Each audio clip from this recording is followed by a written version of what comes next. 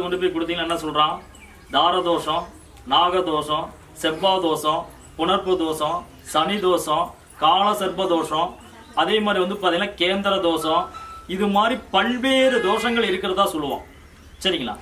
பல்வேறு தோஷங்கள், எத்தனை தோஷங்கள் இருந்தாலும் அந்த 11 to 12 மணிக்கு மும்மூர்த்திகள் இடத்துல நாகம்மனும் கங்கை அம்மனும் இருக்கிறதுனால நம்மளுடைய சகல தோஷங்களையும் நிவர்த்தனைங்கிறது அந்த நேரம் காலகட்டத்தில் ஆகும். இப்போ ஒரு தாரத்தை போய் என்ன பண்றீங்க? ஆத்துல போய் கழிச்சா 5000 10,000 கட்டுறீங்க. உங்களுக்கு கழியுதா? நவகிரகம் ஏதாவது மாறுபடுதுங்களா?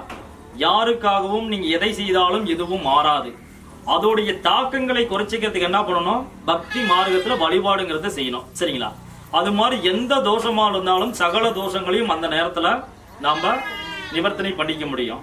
அந்த நேரத்துல வந்து பாத்தீங்கன்னா இவங்களை 2 பேர்த்தையும் 11 to 12 மணிக்குள்ள நம்ம வழிபாடு செய்யும் போது என்ன ஆகும் அப்படின்னா, இவங்களை வழிபாடு செஞ்சா பூமியில கோளாறு, பூமியில வந்து பல எதிர்ப்பு அதிகமா இருக்கு, தட பார்த்தியத்துல பிரச்சனைங்கிறது வருது.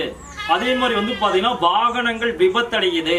இது மாதிரி 100 கணக்கான பிரச்சனைகள் ஒரு மனிதனுக்கு வந்து பாத்தீங்கன்னா ஒவ்வொருத்தருக்கும் ஒவ்வொரு விதமான பிரச்சனைகள் இருக்கும். அந்த 11 மணிக்கு அங்க நீங்க வழிபாடு செய்யும் போது சகல தோஷமும் நிவர்த்தனை.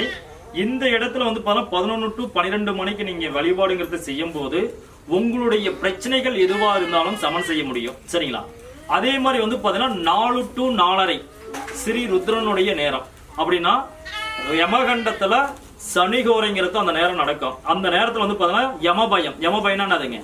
மரணத்துக்கு மேலே எனக்கு பயம் வந்துருச்சு, எனக்கு அடிக்கடிக்கு வாகனத்துல விபத்தை காட்டுது, வண்டியில போனா நாய் தூக்கி போடுது, அதே மாதிரி வந்து பாத்தீங்கன்னாக்கா எனக்கு வந்து எதிரிகளோட தொல்லை என்னால தாங்க பிடிக்க முடியல, நான் எதை செய்தாலும் எனக்கு தடைப்படுது, எனக்கு மன நிம்மதியே சுத்தமா வரல அப்படிங்க கூடியவங்க 4 to 4:30க்குள்ள ஸ்ரீருத்ரன் இதே மாதிரி வெண்பூசணியில விளக்கு போட்டு இவரை வழிபாடு செய்யும் போது ஆயுள்ய பாக்கியங்கிறது உருவாகும். ஆயுள்ய பாக்கியம்னா என்னதுங்க? ஒரு ஜாதகத்திலே நேரம் சரியில்லைன்னு சொல்லிட்டான், அதே மாதிரி உடம்புக்கு செல்லாத மரண படிக்கல இருக்கிறாங்க அப்படிங்க கூட இது மாதிரி விளக்கு போடும் போது அவங்களுக்கு தீர்க்காயுளிங்கிறது அமையும். சரிங்களா? இது பக்தி மார்க்கத்தால உங்களுடைய பிரச்சனைகளை இவங்க இடத்துல இவ்வாறு தான் தீர்த்துக்கணுங்கிறதுக்கான வழிமுறைகள் இந்த வாரங்கள் தான் நாங்க அமைச்சிருக்கோம். சரிங்களா? முதல்ல உங்களுடைய பிரச்சனையை தெரிஞ்சுக்கணும்னு நினைக்கிறத விட தீர்த்துக்கணும்னு நினைக்கிறத தான் சாமர்த்திய தனம். இன்னைக்கு என்ன பண்றாங்க? நமக்கு பிரச்சனைன்னு வந்தா வச்சுக்கோங்களேன், விதிக்கிட்டு இருந்து நம்ம எப்படி நம்ம ஏமாத்திக்கணும், விதி எப்படி நம்ம ஏமாத்துறது அப்படின்னு தான் நீங்க ஓடுறீங்களா ஒழிஞ்சு விதிட்டு வரக்கூடிய அந்த தாக்கத்தை குறைச்சிக்கணும்னு யாரும் ஓடல. சரிங்களா? மெயினா வந்து பாத்தீங்கன்னா நீங்க இந்த இடத்துக்கு வராத வரைக்கும் என்ன வேணுமோ அனுபவிக்கலாம். சரிங்களா? இந்த ஸ்தலத்துக்குள்ள நீங்க வந்துட்டீங்களா, தீராத ஒரு பிரச்சனையா இருந்தாலும் இந்த ஸ்தலத்துல தீர்க்க முடியும். சரிங்களா? 11 ஆண்டு காலமாவே நீங்க பல ஹிஸ்டரிகளை எடுத்து பார்க்கலாம். பல ஹிஸ்டரிகள்னா இந்த கோவிலுடைய வந்த மக்களுடைய அந்த இதில் பார்த்தீங்களா அவங்களுடைய பாக்கியங்கள் எந்த அளவுக்கு பெற்றிருக்காங்க அப்படிங்கறது அவங்கள வச்சு நீங்க தெரிஞ்சிக்க முடியும். சரிங்களா? முடிஞ்ச அளவுக்கு பக்தி மார்க்கத்துல வழிபாடுங்கிறது செய்யுங்க. பக்தி மார்க்கம்னா என்னதுங்க? உங்களுடைய பிரச்சனையை நீங்க தான் இறைவன்கிட்ட கேட்கணும். சரிங்களா? கேட்டாதான் தெரியும், கேட்டாதான் தீரும். கேட்காம உங்களுக்கு தீருமா? நான் காலையில வந்து பாத்தீங்கன்னா உள்ள இருந்து வந்தோம், சில பேர் அங்கங்க போய் உட்காந்துட்டு இருந்தீங்க, பூஜைங்கிறது ஆயிட்டு இருக்கும் போது அங்கங்க உட்காந்துட்டு இருக்கிறீங்க. அப்படி உட்காந்துட்டு இருக்கும் பொழுது என்னாகும்? இறைவனை நீங்க அகமதிக்கிற மாதிரி ஒரு சூழல் ஏற்படுது. இறைவனை அகமதிக்கிறதுனா அது எனக்கு கொடுக்கக்கூடிய முக்கியத்துவத்தை விட அவருக்கு தான் அதிகமா கொடுக்கணும்னு நான் விரும்புறோம். ஆனா இங்க இருக்கக்கூடியவங்க என்ன பண்றாங்கன்னா எனக்கு தான் அதி முக்கியமான இது கொடுக்குறீங்க. சரியா? அப்படி எனக்கு அதி முக்கியமா கொடுத்தா கோவில் எதுக்கு? பெச்சாம ஒரு வீடு மாதிரி கட்டி நான் அதுலயே கூட பார்த்திருக்கலாமே. கடவுள் இல்லாமல் எதுவும் இயங்காது. சரிங்களா? எனக்குள்ள இருக்கக்கூடியவனை தான் இங்க நான் அமைச்சிருக்கோம். சரிங்களா? எனக்குள்ள இருக்கக்கூடியவன், எனக்குள்ள இயங்கக்கூடியவனை தான் நான் வெளிக்கொண்டு வந்து இங்க வச்சிருக்கிறோம். வச்சிருக்கக்கூடிய ஸ்தலத்துல உலகத்திலேயே 2 இடங்கள், ஒன்னு இமயம், இன்னொன்னு நம்மளுடைய ஆயாமர்த்தப்பட்டியில எழுந்தருளக்கூடிய நம்மளுடைய சுவாமி. சரிங்களா? இப்ப நான் சொன்ன அந்த வழிபாடு உள்ள பிரச்சனை உள்ளவங்க அந்தந்த நேரத்தை நான் இருந்தாலும் சரி நான் இல்லைனாலும் சரி எவ்வளவு நாளைக்கு அதை செய்யணும் அப்படின்னா வச்சுக்காங்களா, தொடர்ச்சியா 5 வாரங்கள் செய்யணும். தொடர்ச்சியா 5 வாரங்கள் செய்யும் போது அந்த 5 வாரத்துக்குள்ள நமக்கான மாற்றம் என்னங்கிறதுன்னு உங்களால தெரிஞ்சிக்க முடியும். இதை நான் அடிச்சு சொல்றேன். சரிங்களா? ஓகே. இப்ப நடக்கக்கூடிய இந்த பூஜையில உங்களுடைய பிரச்சனைகள் ஏதாவது இருந்தால் அந்த பிரச்சனைகளை நேரடியா அவருக்கு சங்கல்பம் செய்யுங்க. சரிங்களா? ஒருத்தருக்கு ஒருத்தர் பேசிக்க வேண்டாம். மன அமைதியா, மன ஒருமையா உங்க குலதெய்வத்தை எண்ணிட்டு, உங்களுடைய முன்னோர்களை எண்ணிட்டு இந்த பூஜையில உங்களுடைய பிரச்சனைகளை சங்கல்பமா செய்யுங்க. சரிங்களா? பார்த்துக்கலாம்.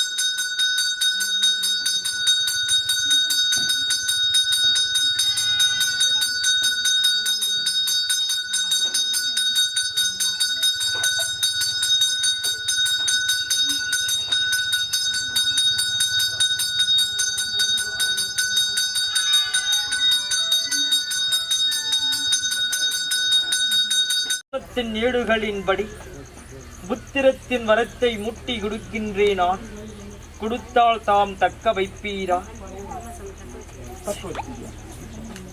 5 மாத காலத்தினுள் புத்திரம் வரம் வேண்டும் என்பதற்காக ஓரிடத்தில் கணிதத்தை தாம் கண்டாய், எத்தகையின் காலம் கொடுத்தாள்?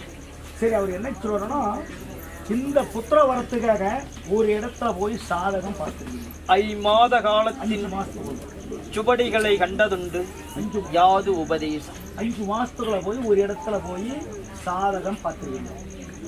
கணிதங்கள் பார்த்துருக்கீங்க. அப்போ கணிதம் சாமி கல்பூர இருப்பாரு மாதிரி சாரம்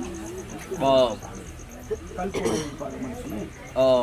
நீ ஒரு இடத்துல போய் கணிதங்கள் அப்படின்னா குழந்தை வரம் கிடைக்குமான்னு ஒரு இடத்துல கல்பூரா இல்லை ஒரு இடத்துல நீ பார்த்துருக்கீங்க. 5 மாச காலத்துக்குள்ள பார்த்தது உண்மையா? அவன் என்ன யாது உபதேசம் என்ன ஒரு உபதேசம் சொன்னான்? எவ்வளவு காலத்துல கிடைக்கும்னு சொன்னாலும் மொத்தமா கிடைக்கும்னு தான் சாமி சொன்னாங்க. வேற எதுவும் கிடைக்கும் சொன்னாங்க. மொத்தமா கிடைக்கும்னு கிடைக்கும். கிடைக்கும் என்பது காலத்தினுள் புத்திரம் எனும் சுவடிகள் உண்டு. ஆகையால் எத்தகைய காலத்தினுள் கிட்டும் என்பதுதானே காலத்தின் சுவடிகளின் பந்தமாகும். சரி, என்ன வேண்டும்? இப்ப என்ன வேணும்? குழந்தை வேணும். கொடுத்தால் தக்க வைப்பீரா? தக்க வச்சுக்கிறேன். யாம் குறிக்கும் காலங்கள் வரை எவன் இடத்தையும் தஞ்சத்தை கொள்ளக்கூடாது. காலத்தின் படி தன்னை மட்டும் தரிசிக்க வேண்டும். நீர்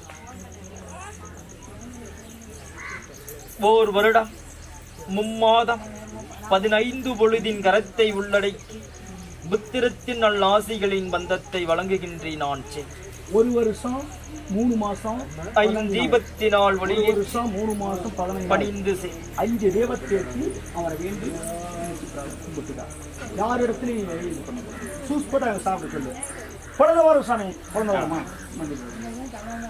திருமணம் நடந்து எவ்வளவு நாள் ஆகுது? 16 வருஷம். 2 வரத்தை யாம் கொடுத்து என்னாயிற்று. உங்களுக்கு 2 வாரம் கொடுத்தாராம் கருவறைக்கு. என்ன நடந்துச்சு? தவறிட்டான். மற்றொன்று இன்னொன்று இருக்கு. ஒன்று இருக்குது. சரி சாமி, ரெண்டுமே ஒன்று தவறிதான், ஒன்று இருக்கு. 3ஆம் வரத்தை வேண்டி தன்னிடத்தில் கிடைக்குமா கிடைக்கா